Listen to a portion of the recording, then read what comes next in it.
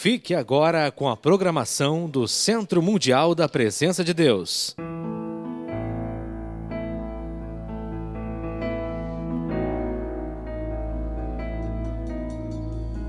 Obrigada, Senhor. Obrigada, Senhor, pelo teu grande amor por nós. Teu orgulho me tirou do jardim. Sua humildade colocou o jardim em mim. E se eu vender tudo que tenho em troca do amor, eu falharia.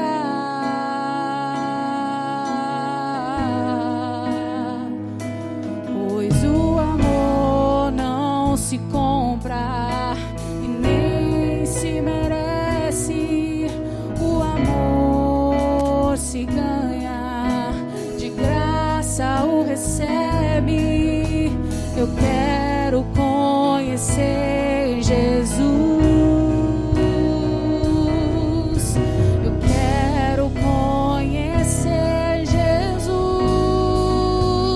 Meu amado é o mais belo entre milhares e milhares. Meu amado é o mais belo entre milhares e milhares. Meu amado é o mais belo entre milhares e milhares. Meu amado é o mais belo entre milhares e milhares.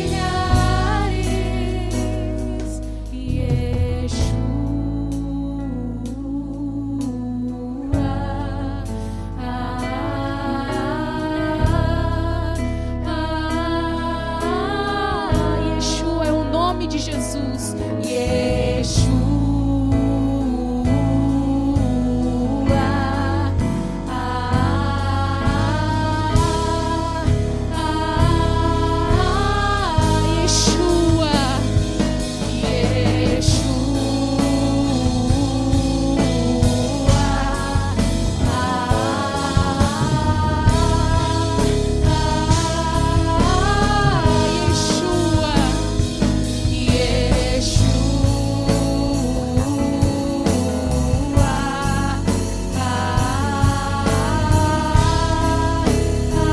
Meu amado é o mais belo.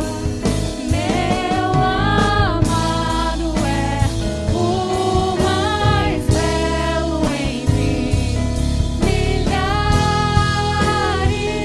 e milhares. Meu amado é o mais belo entre milhares e milhares.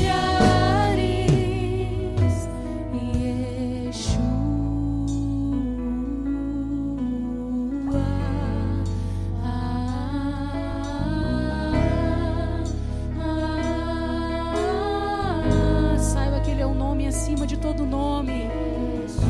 Yeshua, o nome de Jesus. Ele é capaz de curar todas as tuas enfermidades, de sarar todas as tuas feridas, de te transformar por completo. Yeshua, o nome de Jesus.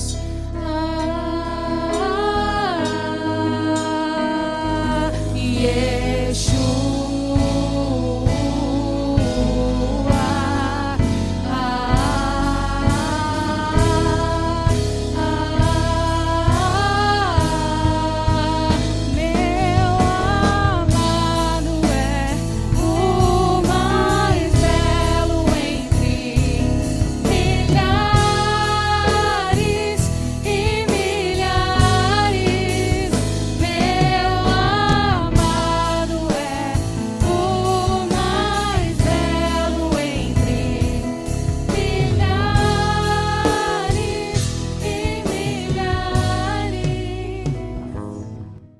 Salmos 19. Enquanto isso, eu quero que você pense, qual foi o primeiro texto da Bíblia que você leu na tua vida? Você consegue lembrar qual foi o primeiro texto da Bíblia que marcou a tua vida? Quem sabe isso seria melhor. Eu lembro do primeiro texto que eu li na minha vida. Eu nunca tinha pego uma Bíblia na mão. Eu nunca tinha lido versículo algum. E esse texto que nós vamos ler é o primeiro texto da Bíblia que eu li. Capítulo 19 de Salmos, versículo 7. A lei do Senhor é perfeita e restaura a alma. O testemunho do Senhor é fiel e dá sabedoria aos simples. Os preceitos do Senhor são retos e alegram o coração. O mandamento do Senhor é puro e ilumina os olhos. O temor do Senhor é límpido e permanece para sempre.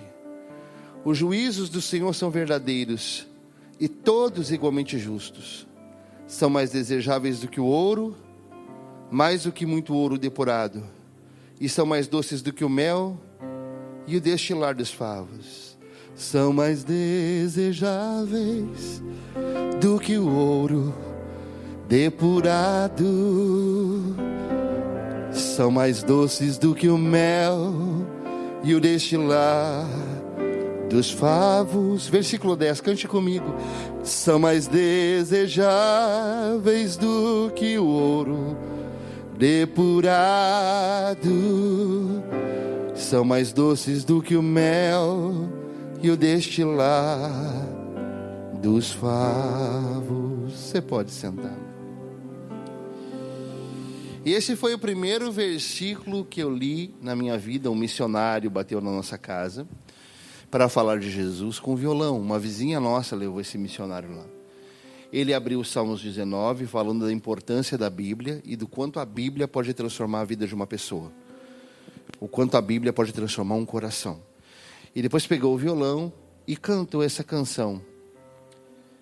Que ela é bem completa, depois nós vamos cantá-la toda, tá? Esse texto, ele começa no capítulo 19, versículo 1, dizendo: os céus proclamam a glória de Deus e o firmamento anuncia as obras de suas mãos. Observa, ele começa sobre o primeiro conhecimento que o ser humano tem de Deus, que é o conhecimento que o ser humano tem de Deus a partir das coisas que ele criou. É impossível não pensar em Deus, por mais que a ciência tente explicar, por mais que as pessoas tentem explicar, é impossível não pensar em Deus quando se vê um final de tarde lindo, quando você olha para o mar, quando você olha para o tempo maravilhoso. Então, o primeiro pregador do Evangelho foi a criação. A Bíblia diz que o homem é indesculpável quando diz não crer em Deus, porque a criação discursa. Próximo versículo vai dizer assim: um dia discursa a outro dia, e uma noite revela conhecimento a outra noite. Não há linguagem, nem há palavras, e deles não se ouve nenhum som. No entanto, por toda a terra se faz ouvir a sua voz, e as suas palavras chegam até os confins do mundo. Aí você vê no seu arco-íris, que é um símbolo do que está escrito na Bíblia depois do dilúvio. A Bíblia fala que depois do dilúvio Deus colocou um arco no céu, e que aquilo seria uma lembrança para que Deus nunca mais terminasse a terra num dilúvio. E você pode ficar tranquilo, nunca mais o mundo vai acabar num dilúvio. Normalmente quem mora no mar, eu converso com várias pessoas que disseram que já sonharam que o mar estava invadindo a cidade. É uma loucura, não vou nem perguntar quantos de vocês, ou você que está nos assistindo, já teve esse sonho. Mas a Bíblia diz que não vai ser assim. E aí eu te pergunto, você tem tido tempo para contemplar aquilo que Deus criou? Quanto tempo faz que você não, morando na praia, não vai para a beira-mar, dar uma olhadinha no mar e falar com Deus? Quanto tempo faz que você no corre-corre não levanta para o céu, olha para o sol, não para adorar o sol, mas para dizer: Deus, obrigado pela tua criação? Ou no final de tarde, aqui em Capão, de vez em quando, no final de tarde fica aquilo meio avermelhado. Quantos já viram? Esses dias o céu à noite estava meio avermelhado, e eu pensei: será que Jesus está voltando? E a lua, como ela fica linda esses dias à noite, fica ali linda. Nós não adoramos as coisas, nós não acreditamos que tudo é Deus, mas nós acreditamos que tudo foi criado por Deus. Há quem acredite que a lua é Deus, que o céu é Deus, que o mar é Deus. Eu não acredito nisso, eu acredito que Deus criou todas as coisas. E que Deus fala conosco através da criação. Deus fala conosco através dos animais. Deus fala conosco também. Essa é a primeira linguagem de Deus. Amém? Quantos aqui tem cachorro, gato, hamster, seja passarinho, seja o que for? Você já percebeu como é que esse bichinho é sensível? Eu lembro que um dia eu estava triste, estava preocupado, e eu deitei no sofá, e a minha cachorrinha veio para cima da minha barriga, esperto, um lugar macio, e foi ali me acalmar. Quantos já perceberam que o bichinho que você tem, ele cuida de você? Não é só você que cuida dele. A Bíblia chega a falar da história de Balaão, que foi repreendido, só não morreu por causa de uma mula. Sabe, então a gente tem que estar atento aos animaizinhos que Deus nos deu. A Bíblia diz que Deus o justo cuida dos seus animais. Então a primeira linguagem que Deus deu é a natureza. Mas se você não tem tempo, como diz o Augusto Cury, de contemplar a natureza, de apreciar o belo. Quem aqui já não limpou um pátio e depois ficou olhando o pátio limpinho? Ou limpou a casa e depois não ficou olhando a casa limpinha? Sabe, nós temos que aprender a olhar para as coisas boas que Deus fez. Ou as crianças. Quer aprender mais do que com uma criança? Esses dias eu vi a Isabel colocando uma foto do neto dela e dizendo, é a nossa paixão. Como uma criança fala com a gente? Quem tem filho, quem tem neto, sabe o quanto uma criança ela é capaz de falar com a gente, o quanto é importante nós ouvirmos a voz dessa criança, que vai nos ensinar tantas coisas, que vai nos mostrar tantos caminhos. Essa é a primeira linguagem que Deus fala conosco. Deus fala conosco através da natureza, Deus fala conosco através dos animais, Deus fala conosco com as crianças, com a pureza das crianças. Deus fala conosco com as pessoas do nosso lado. Eu lembro de uma vez, eu nunca vou esquecer, nós estávamos chegando em casa e havia uma mulher pedindo dinheiro. E eu tinha um monte de moeda que eu deixava guardado no carro, para pedágio, essas coisas, devia ter uns, sei lá, não sei o valor exato. E ela pediu aquele dinheiro e eu nem pensei duas vezes, eu peguei tudo que tinha lá e dei para ela. De repente ela olhou para mim e começou praticamente a profetizar na minha vida. E ela começou a falar coisas que só eu e Deus sabíamos. Eu nunca mais vi aquela mulher. Até hoje eu me pergunto se era uma mulher ou era um anjo disfarçado. Porque a Bíblia diz que muitos, sem perceber, abrigaram anjos na sua casa. A verdade é que Deus nos ama tanto, que Ele não deixou nenhum meio para que nós não crescêssemos nele. Deus nos ama tanto, que Ele não deixou nenhuma maneira de nós escaparmos disso. Então a primeira coisa que Deus faz é falar conosco através da sua criação. Então eu te pergunto, você tem tido tempo de olhar para o tempo, de olhar para o mar, de levantar de manhã aqui no sul, tomar teu chimarrão? Você tem tido tempo para isso? Porque se você não tiver tempo para isso, você vai perder uma parte linda da sua vida. A segunda parte começa no versículo 7. Deus fala conosco através da sua palavra. A lei do Senhor é perfeita e restaura a alma. Observe bem o que a Bíblia está dizendo. A alma é o nosso psique, da onde vem a depressão, aonde vem a angústia. A Bíblia diz que a palavra de Deus, ela tem a capacidade de restaurar tua alma, de fazer tua alma se sentir bem, de tirar as brechas da tua alma. Mas observa bem, isso é para quem ama a palavra de Deus. Isso é para quem valoriza o livro de Deus. Porque eu já visitei uma senhora que eu perguntei para ela, a senhora tem a Bíblia em casa? Ela disse, tenho. E eu digo, a senhora, onde é que está a Bíblia? Está ali sempre aberto no Salmo 91. Eu perguntei, a senhora lê a Bíblia? Ela disse, não, mas está sempre aberto no Salmo 91. Não vai adiantar nada a Bíblia estar aberta se ela não for lida. Então, como é que está a tua leitura da Bíblia? Você vai perceber que quando você lê mais a Bíblia, você fica mais forte. E quando você lê menos a Bíblia, você fica mais fraco. Você vai perceber que quando lê as Escrituras, e principalmente os Salmos, você que está nos assistindo e vocês que estão aqui, meu desafio é, leia os Salmos. Salmos são orações. Aqui nós estamos lendo um Salmo de Davi, o Salmo 19. Salmos são orações e cânticos. Eles fortalecem a alma de todas as pessoas. Existem alguns salmos da Bíblia que são estranhos. Quem já é leitor de salmos sabe que tem texto que o salmista diz assim: quebra a cabeça dos meus inimigos. Quantos já leram isso? Arrebenta eles na parede. Umas coisas bem doidas, né? Mas observa só, aquele salmo não significa que você tem direito de fazer uma oração dessa. Observa como terminam essas orações. Mas eu creio na misericórdia do Senhor. Nós podemos entrar na oração irado, mas nós sempre sairemos quebrantados. Nós podemos entrar na oração querendo a cabeça de alguém, mas nós sairemos com a consciência de que nós precisamos mudar de vida.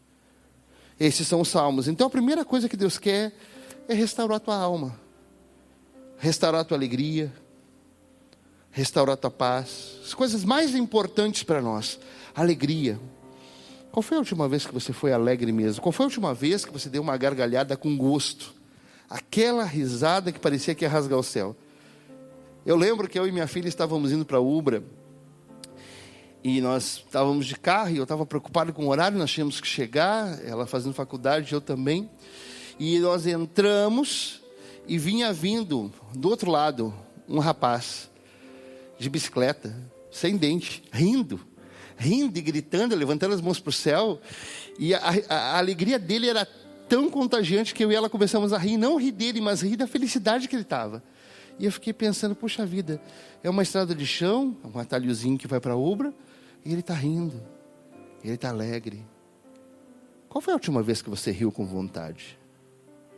A lei do Senhor tem isso. Qual foi a última vez que você sentiu paz com vontade? Sabe, não é aquela paz que acontece porque as coisas estão bem, é aquela paz que você para e pensa: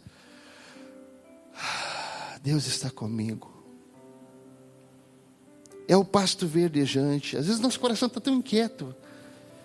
Então eu quero que você saiba que Deus quer restaurar a tua alma, mas é através da sua palavra. Primeiro eu te sugeri que você contemple a natureza. Sugeri você que você olhe para as coisas. Depois eu sugeri a você que você comece a observar a palavra de Deus. Versículo 8. 7 ainda, a lei do Senhor é perfeita e restaura a alma, o testemunho do Senhor é fiel e dá sabedoria aos simples. Outra coisa que a palavra de Deus dá é sabedoria. Sabedoria é conhecimento mais prática. Quantas vezes você não sabe como lidar com teu filho, com a tua filha, com teu esposo, com a tua esposa? Você não sabe lidar com alguma situação no trabalho. A Bíblia fala em Tiago que se nós necessitamos de sabedoria, nós devemos pedir a Deus que dá a todos. Mas a gente tem visto na nossa sociedade cada vez mais as pessoas sem sabedoria. Se Deus te der sabedoria, você vai entender algumas coisas importantes. Se Deus te der sabedoria, você vai prosperar no teu trabalho. Se Deus te der sabedoria, você vai conseguir unir a tua família. Se Deus te der sabedoria, você vai saber lidar com as coisas sem ter danos, de uma maneira melhor. A Bíblia conta a história de Salomão, é uma história muito bonita. Diz que quando ele se tornou rei de Israel, ele substituiu Davi, e ele estava sonhando. E olha, nunca despreze sonho, Deus fala muito com a gente através de sonho, tá? E no sonho Deus apareceu para Salomão e disse assim: o que você quer, Salomão? Me pede o que você quer. E Salomão disse: olha, eu sou jovem e inexperiente. Por isso que a sabedoria não é uma coisa de experiência, tá, irmão? Sabedoria é algo muito superior à experiência, muito superior a conhecimento. Sabedoria tem a ver com o coração que busca a palavra e ora por isso. E aí, eu gostaria que o Senhor me desse sabedoria para cuidar do teu povo. Gostaria que o Senhor me desse sabedoria para lidar com as situações. E aí Deus falou para ele: olha, já que você me pediu sabedoria, você não pediu a morte dos teus inimigos, você não pediu outra coisa, eu vou dar para você sabedoria, e eu vou te dar até o que você não pediu, porque a sabedoria traz essas coisas. Vou te dar riqueza, vou te dar prosperidade, vou te dar a bênção em tudo que você colocar a mão. Levante a tua mão direita, você em casa também levante, e peça a Deus por alguns segundos: Deus, dá-me sabedoria. A sabedoria divina. A sabedoria divina. Pode baixar a tua mão. E aí que coisa interessante a sabedoria. Logo que você pede sabedoria, o que acontece? Logo que ele pediu, ele foi provado. Acontece um teste para ele. Numa época que não existia exame de DNA, não existia nada disso. 2 mulheres e uma criança. As duas chegam para Salomão, e estamos falando de restauração da alma, do testemunho do Senhor que dá sabedoria. 2 mulheres chegam para ele com uma criança. E as 2 disseram: nós 2 tivemos filhos. E de noite ela dormiu em cima da criança dela, e de madrugada ela trocou a criança. Ela colocou a morta comigo e ficou com a viva. E uma dizia: não, o filho é meu. A outra dizia: o filho é meu. E Salomão tinha que resolver aquilo, um teste de sabedoria. Eu sei que há muitas vezes coisas na vida da gente que são um teste de sabedoria. Talvez você esteja sendo provado essa semana numa coisa que você precisa de sabedoria. O conhecimento humano não vai te ajudar. Pode ter certeza. A gente precisa da sabedoria. Meu avô era um homem que não tinha cultura, mas ele tinha uma sabedoria. Ele me ensinava coisas que até hoje eu me espanto. Ele tinha uma pequena chácara e ele tirava leite. E aí me dava aquele primeiro leite. Como é que é o nome daquele primeiro leite? Alguém sabe? É o pojo, né? E às vezes minha avó fervia aquele leite e me dava o leite fervido. E aí meu avô fazia, me dava o leite e me deixava... Eu queimava a boca às vezes no começo. Ele disse: meu netinho, sempre que o leite estiver quente, espera esfriar, para te não queimar tua boca. Não tinha sabedoria humana, mas tinha uma sabedoria fantástica. Em outras palavras, quando você for falar alguma coisa, não fala de cabeça quente. Você vai queimar a boca, você vai se arrepender daquilo que você está fazendo. Eu lembro que uma vez tinha uma tempestade e eu queria brincar na rua, mas era um tipo de uma fazenda. Ele disse: meu netinho, não se sai na rua, não tem uma tempestade. Quando tem uma tempestade, a gente tem que ficar em casa e esperar a tempestade passar para depois sair na rua. Em outras palavras, quando a coisa estiver muito confusa, muita briga, muita confusão, não é a hora certa de tomar decisão. Sabedoria popular. Muito forte. Ou eu poderia dizer para você, o que é uma sabedoria que vai além da sabedoria que nós conhecemos. Você coloca um copo meio cheio de água. O que as pessoas dizem? Elas dizem que o pessimista vê um copo meio cheio. Aliás, meio vazio. E o otimista um copo meio cheio. E uma pessoa que tem sabedoria vê um copo e que ele pode colocar o que quiser dentro. Mas Salomão tinha um desafio. Então ele disse para aquelas 2 mulheres: me traz uma espada e vamos dividir a criança ao meio. Metade para uma, metade para outra.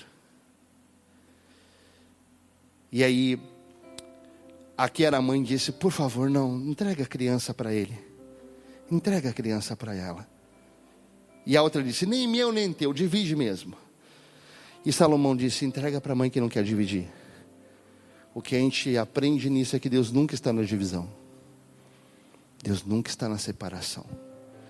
Deus está na união, na conciliação, na paz. Versículo 9. É isso, né? 8. Os preceitos do Senhor são retos e alegra o coração. Se tem uma coisa que traz alegria para a gente, é a palavra de Deus. Mas não é uma alegria da mente. Há uma alegria do sentimento, da alma. Alguém aqui já sentiu alegria sem motivo nenhum? Alguém já sentiu alegria sem ter motivo nenhum para sentir? Alguém já sentiu alegria quando você tinha tudo para sentir tristeza, você sentiu alegria? Essa alegria vem do Espírito. É uma alegria que não está no nosso entendimento. Está tudo acontecendo de errado e você está alegre. É como se você soubesse que você vai conseguir. Sabe? É aquela alegria que só o Espírito Santo pode dar. Chama-se fruto do Espírito. Versículo 9. Aliás, 8 ainda. O mandamento do Senhor é puro e ilumina os olhos. Diga comigo: ilumina os olhos. Se você quer enxergar de maneira clara, pede para Deus iluminar teus olhos, através da palavra. Quando nós estamos com nossos olhos sem iluminação do Espírito Santo, tudo que a gente vê é ruim. Tudo que a gente enxerga é problema. Tudo que a gente vê é dificuldade. Hoje meu filho falava sobre... Nós sentamos ali, meu filho falava sobre como surgiu a Lego. Quantos lembram dos brinquedos Lego? E é linda a história. Se você, na Netflix, você viu? Nós vimos, né? É linda a história do Lego. Eles começaram construindo brinquedos de aço. Aí começa a guerra, eles mudam para brinquedos de madeira. Aí termina os brinquedos de madeira, e começa a ter problema com madeira e incêndio. Eles foram os primeiros a lançar os brinquedos de plástico. E eles tiveram toda uma evolução porque eles tiveram a capacidade de enxergar além do que estava acontecendo. Em todo problema se esconde uma oportunidade. Em cada dificuldade que você está passando se esconde uma oportunidade. Algo que ninguém viu ainda. E algo que você pode ver.